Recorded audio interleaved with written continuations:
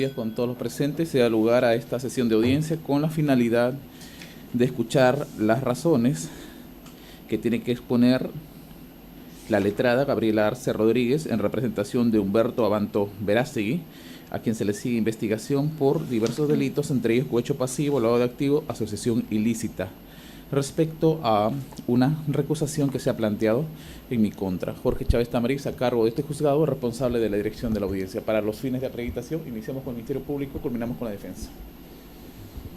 Honorable señor juez, muy buenos días a la señorita abogada y a todos los presentes. De igual manera, en representación del tercer despacho del equipo especial, el suscrito Hamilton John Montoro Salazar, fiscal adjunto provincial titular, asignado para esta audiencia, con domicilio procesal ubicado en el Jirón Santa Rosa 260, cercado de Lima, y para los efectos pertinentes de la notificación con casilla electrónica 48884. Eso es todo. Muchísimas gracias, señor. Letrada. Buenos días con todos. Por la defensa de Humberto Abanto Verástegui, abogada Graciela Arce Rodríguez, con registro del Colegio de Abogados de la Libertad 7437.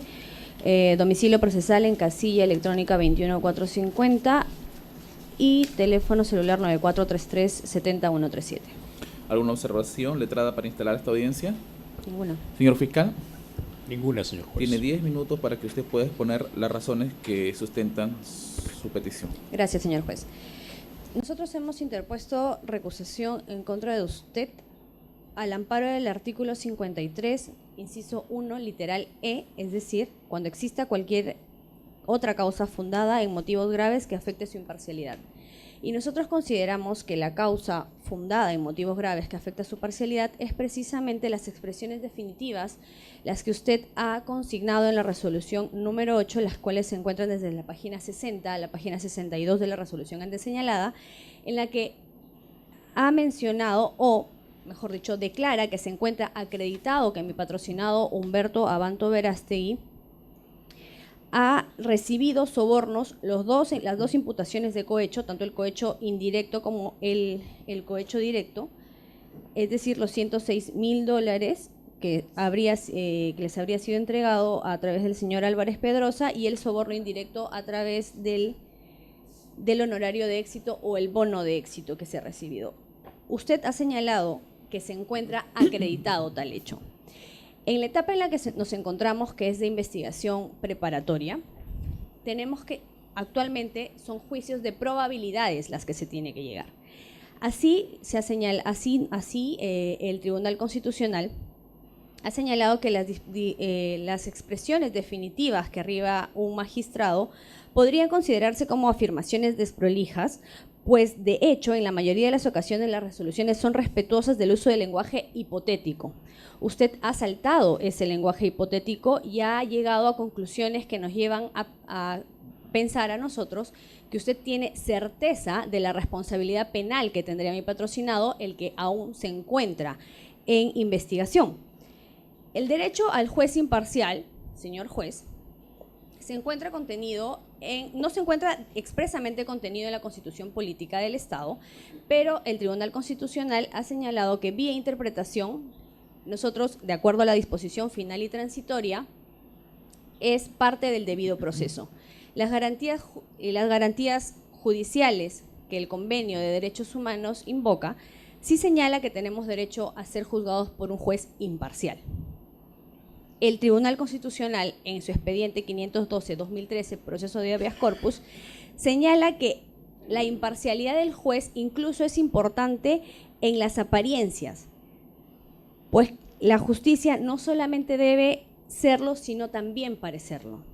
Esta imparcialidad se encuentra directamente ligada, o el derecho o el reclamo al derecho de un juez imparcial se encuentra ligada con el respeto al derecho de la presunción de inocencia, específicamente en la directriz de tratamiento del imputado.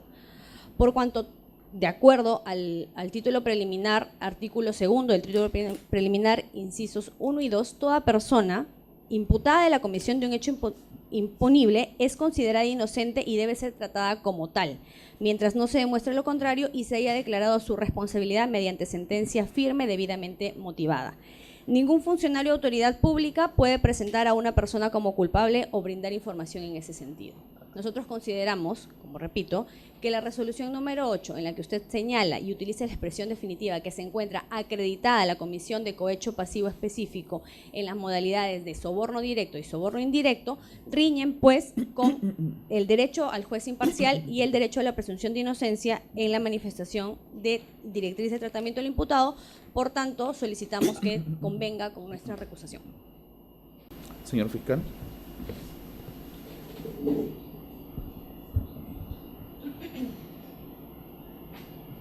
Señor juez,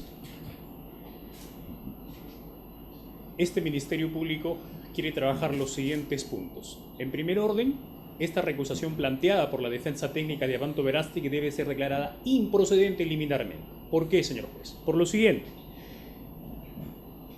La defensa técnica no ha observado lo previsto en el artículo 44 del Código Procesal Penal, que establece que las recusaciones deben ser formuladas en el plazo de 3 días. Y la defensa técnica está interponiendo esta recusación a su despacho recién con escrito en fecha 8 de septiembre del 2019, cuando la resolución que expide su digno despacho de la prisión preventiva contra Abanto Verástegui ha sido expedida el 4 de noviembre del 2019, con lo cual el plazo está extemporáneamente o se encuentra fuera de plazo. ¿Y en qué sustentamos esto, señor juez? Más allá de que sutilmente lo haya dicho en su escrito de defensa, que se está basando por una integración y que el plazo todavía correría a partir del 6, queremos señalarle un punto que se desprende de su mismo escrito. En la fundamentación que hace para recusar a su despacho o a su judicatura, utiliza en el punto 2.3 como expresión de motivación de su recusación lo siguiente: en la sesión de la audiencia pública del 4 de noviembre del 2019 fue dictada la resolución número 8. En este punto no señala ninguna resolución de integración. 2. En el penúltimo párrafo de su escrito, donde solamente en una forma escueta, según la defensa técnica, fundamenta su recusación, hace referencia solo a la lectura de la resolución número 8 y que esa sería la que le habría causado agravio y eso motivaría a usted que sería una recusación. Si tenemos esos dos puntos observados en ese escrito, señor juez, esta recusación debería ser declarada o rechazada liminarmente porque está interpuesta fuera de plazo. Pero entendiendo que usted es un juez razonable y es imparcial, y esa tiene la convicción del Ministerio Público, vamos a entrar a examinar y absolver en segundo orden las versiones o la locución o la argumentación que hace la defensa técnica. No le he escuchado, más allá de que solamente está esto escrito, en la pretensión que acaba de oralizar, en qué de los presupuestos taxativos del artículo 43 del Código Procesal Penal basa o sustenta como fundamentación normativa su recusación. No lo he escuchado, señor juez. Pero en el escrito está señalado que lo está basando en el literal D del artículo 43, esto es, cuando exista cualquier otra causa, pero fundada en motivos graves. Y aquí quiero preguntar, señor juez, si le hemos escuchado, ¿cuál es esa otra causa y cuál es ese motivo grave y fundado que pueda meritar una recusación en contra de usted? No lo hemos escuchado. En tercer orden, señor juez, observando ello, ha referido, y casi en el íntegro de su intervención para formular esta recusación, de que como en su resolución usted ha hecho expresiones conclusivas señalando que está acreditado y que además como el Tribunal Constitucional ha establecido que no se puede saltar a un lenguaje hipotético, a un afirmativo cuando recién se está en una investigación preparatoria. Y finalmente nos ha dicho, o basa en todo caso su argumentación en que debe haber un juez, en que la regulación de un juez imparcial no existe, pero que eso ha hecho el Tribunal Constitucional una interpretación y que además lo sustenta en la teoría de las apariencias, teoría que, dicho sea de paso, es creada por la defensa técnica, porque eso no la encontramos en ninguna regulación ni normativa ni jurisprudencial, al menos nacional. Pero vamos a contestar, señor juez. ¿No hay una regulación de la imparcialidad? Parece que ha olvidado revisar el artículo 139 de la Constitución Política. En la Constitución Política establece como un principio y garantía la imparcialidad, objetiva y subjetiva. Bien, ¿queremos entrar en ese terreno? En cuarto vamos a entrar en ese terreno, señor juez.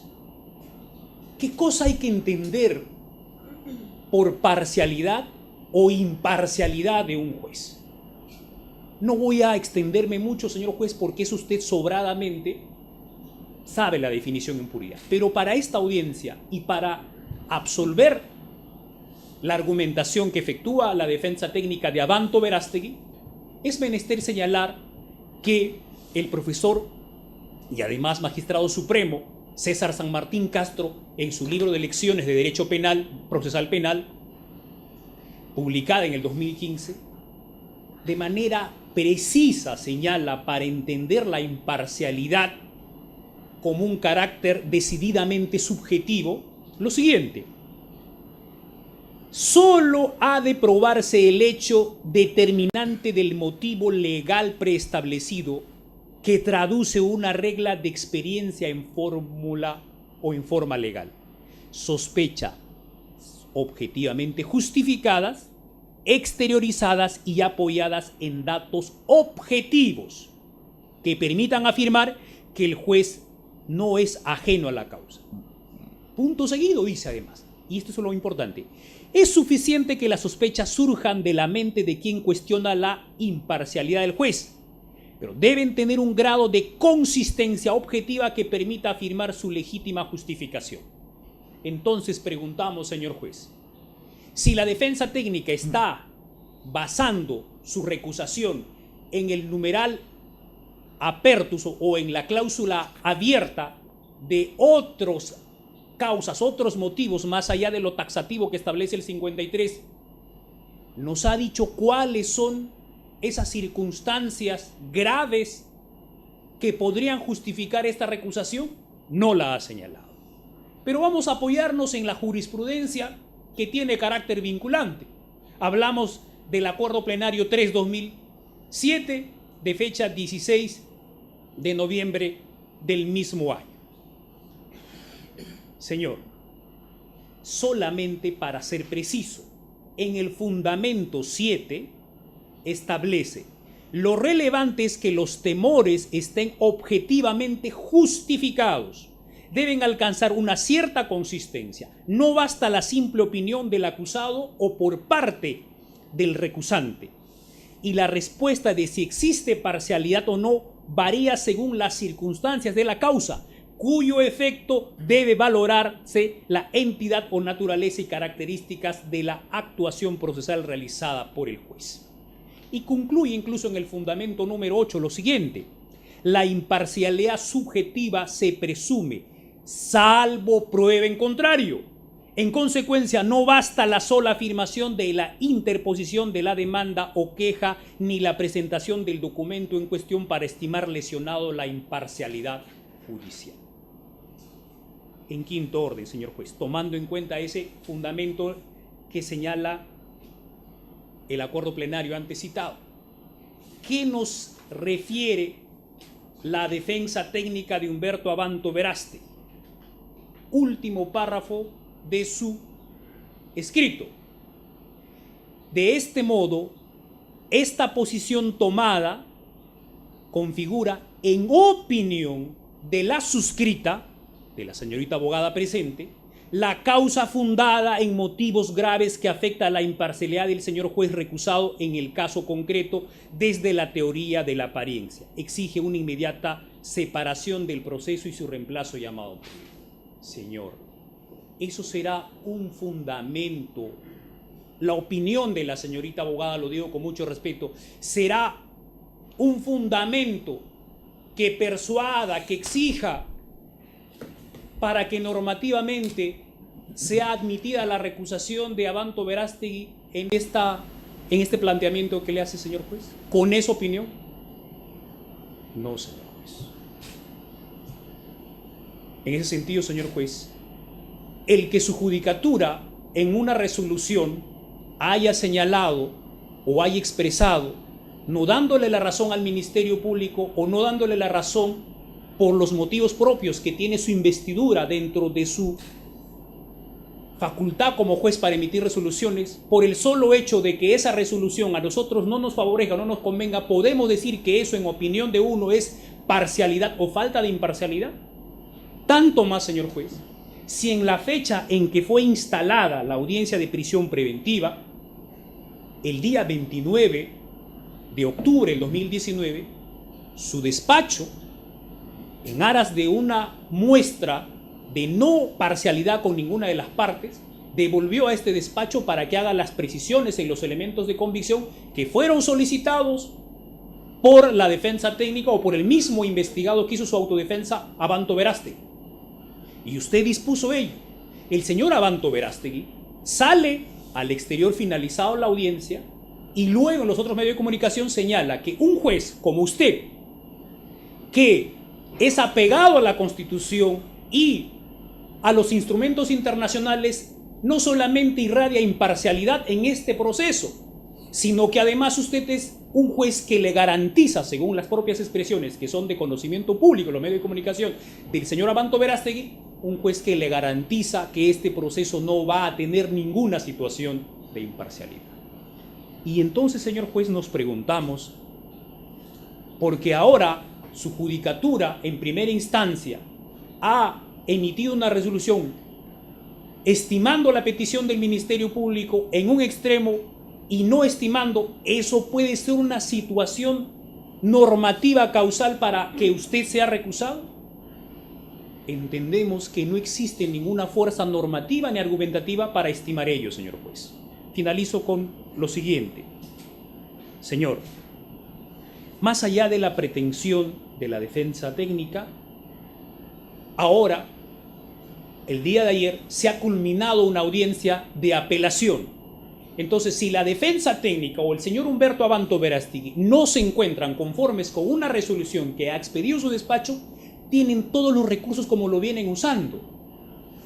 Entonces, señor juez, señalar ahora con este tipo de argumentaciones que ni siquiera tienen un basamento normativo y legal, absolutamente para este Ministerio Público no resulta atendible. No solamente debe ser declarado improcedente liminarmente, señor juez, sino en el peor de los casos debe ser rechazado esta recusación planteada por la defensa técnica de José Humberto Abanto Verástegui. He concluido, señor. Muchísimas gracias. Es su turno, doctora. Sí, respecto a que debería ser declarado improcedente porque está formulada fuera del plazo, recordar que la casación 799-2017 Callao señaló que la notificación de una resolución se perfecciona con la entrega de la copia completa. Sabemos bien que el 4 de noviembre usted, es cierto, la dictó en audiencia, pero la copia completa nosotros recién la obtuvimos el día 6 de noviembre a través del X.P porque no se nos ha notificado hasta ahora la resolución completa a nuestra casilla electrónica. Respecto a la motivación, respecto a la base legal, es el artículo 53, inciso 1, literal E, lo hemos señalado y lo hemos aclarado. Y parece que nos estamos confundiendo. El señor representante del Ministerio Público nos dice que porque no estamos de acuerdo con la resolución, y en realidad nosotros no estamos interponiendo esta recusación porque no estamos de acuerdo con la resolución. Efectivamente, no estamos de acuerdo, por eso hemos apelado, y es cierto, el día viernes sustentamos nuestro recurso de apelación. Le estamos interponiendo por las expresiones definitivas que usted ha consignado en la resolución 8, las cuales son está acreditado, cuando debería utilizar frases hipotéticas como estaría acreditado en todo caso, respetando así el derecho a la presunción de inocencia en la directriz de tratamiento del imputado. Y más allá de eso, el señor representante del Ministerio Público no nos dice nada respecto a esto, a esta frase definitiva, porque contrario a lo que viene a alegar acá, el señor representante del Ministerio Público en todos sus requerimientos se utiliza utiliza frases hipotéticas, habría, estaría, pero aquí usted en su resolución utiliza la certeza, cosa que en esta etapa no se permite, porque aún está en investigación y es ante usted a quien nosotros vamos a venir a solicitar la protección de derechos fundamentales. ¿Cómo nosotros podríamos solicitar ante usted una protección de derechos fundamentales si usted ya cree culpable a mi patrocinado?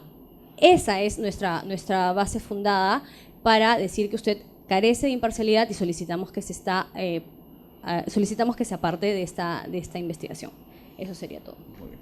¿Algo que responder, Ministerio Público? Señor, en realidad ya hemos fundamentado lo suficiente y ya no amerita rebatir porque está todo claro para el Ministerio Público. Muy bien. Quiero formular algunas preguntas, doctora, en atención a las razones que usted expone en su escrito y las que he oralizado. Por supuesto, escrito que me ha permitido dar lectura durante el debate que se sostiene, porque en esencia la recusación es que me busca apartar del caso, pero el efecto que pueda tener, y hablo en hipotético, frente a un procesado es para todos. A ver, usted ha indicado de que nos encontramos en una etapa de investigación preparatoria. Eso no es negado, es correcto. La institución jurídica o el constructo jurídico que en esta ocasión se ha sometido a tratamiento, debate, me refiero a una prisión preventiva, tiene dentro de lo que es el estándar probatorio el mismo nivel que cualquier otra actuación probatoria. Pregunto eso atendiendo al cuestionamiento principal, que es sobre el término acreditar. Pregunto. El tratamiento del debate de una prisión preventiva entendemos que tiene sospecha grave, de alta probabilidad, no de certeza. La certeza es propia de la sentencia. No, yo no he preguntado si tiene certeza. Yo he preguntado con relación a las probabilidades, a la cuestión del estándar probatorio. El estándar probatorio es de alta probabilidad. En cuanto al término acreditar, de acuerdo a RAE, ¿necesariamente implica esto certeza? Sí, porque está ¿O es un acreditado. término que puede presentar diversas respuestas? No, está acreditado no es lo mismo que estaría acreditado. No, me refiero en cuanto al verbo acreditar. ¿Presenta diversas respuestas por parte de DRAE o solamente una respuesta que No he es revisado, en definitiva? no he revisado el diccionario de RAE, pero está acreditado, repito, nos da una presunción de certeza. Sí, pregunto eso porque la cuestión en el lenguaje, y conforme Manuel Atienza, siempre es o nos encontramos ante ambigüedades o vaguedades. Es algo que es propio de los operadores jurídicos. Entonces, a partir de ahí viene la pregunta de los diversos significados que puede traer consigo una sola palabra, y del cual el juez incluso puede apostar por una. Y dio una respuesta ahí de que, de acuerdo a lo que he estado revisando también durante el debate, tiene diversas acepciones.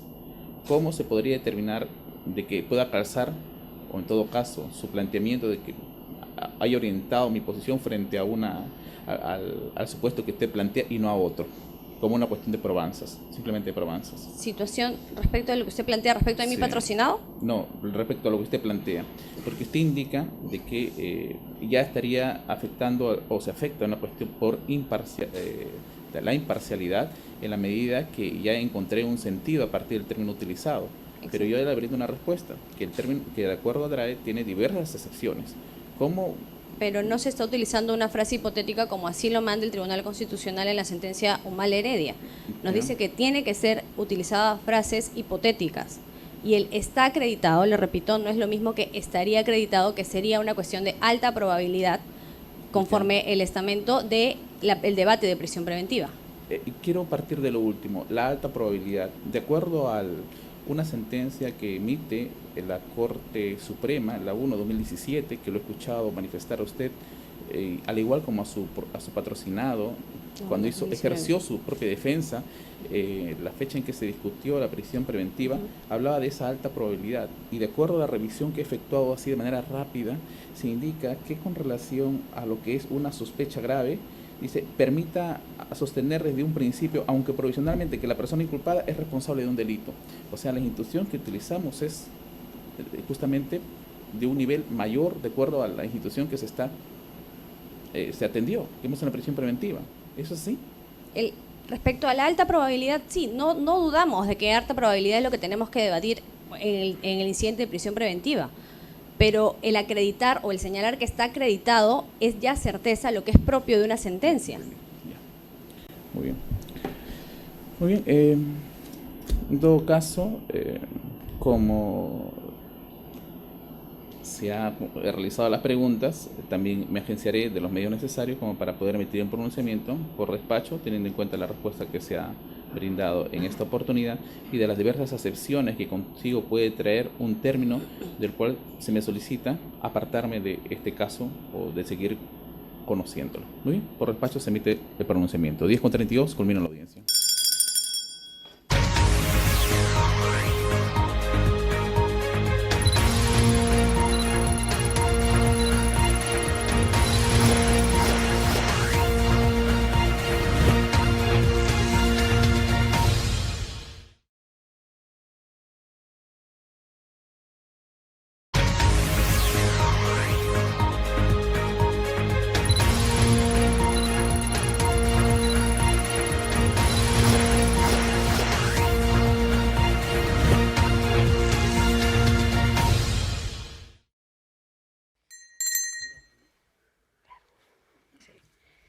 Expediente número 249-2015, carpeta 42. De agosto del presente año, la magistrada